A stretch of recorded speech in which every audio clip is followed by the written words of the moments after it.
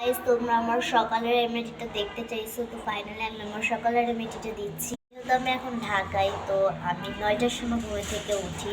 তারপরে হলো আমি অল্প কুসুম গরম পানি খেয়ে নিম পাতা আর হলুদের গুলি ছোটো ছোটোটা খাই।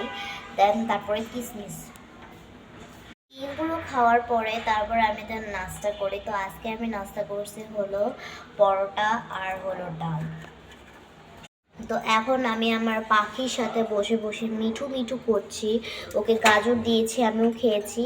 এই যে এখন ছটফট করছে গাজর খাওয়া শেষ বলে। দেন এখন হলো আমি আমার চুলটা বাঁধবো। আর দুঃখজনক হিসেবে তোমাদের আমি কাপড় হলো ঠান্ডা লাগছে, দেন ভালো করে কথাও বলতে পারছি না আমি। তো যেভাবে বলছি তোমরা একটু বুঝে নাও কষ্ট নষ্ট করে। এখন আমি চুলটা আঁচড়াবো। আমি সকাল ধরে চুল আঁচড়াই নেই, কালকে রাত্রেবেলায় চুল আঁচড়িয়েছি।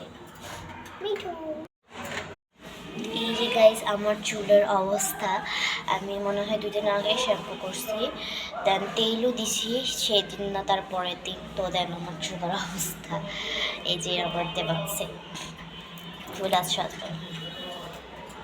তো গাইস এইটুক চুল ছাড়িয়েছি, দেখেন কতগুলো চুল বের হয়েছে।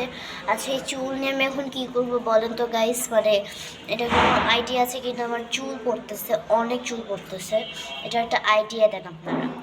চুলের গাইস আমি অনেক যত্ন নিই, বাট জানি না কেন আমার চুল পড়ে। আমার শ্যাম্পু থেকে শুরু করে তেলগুলো আমি এত সুন্দর করে যত্ন করি আমার চুল, বাট তাও আমার চুল হলো হেয়ার ফল হয়।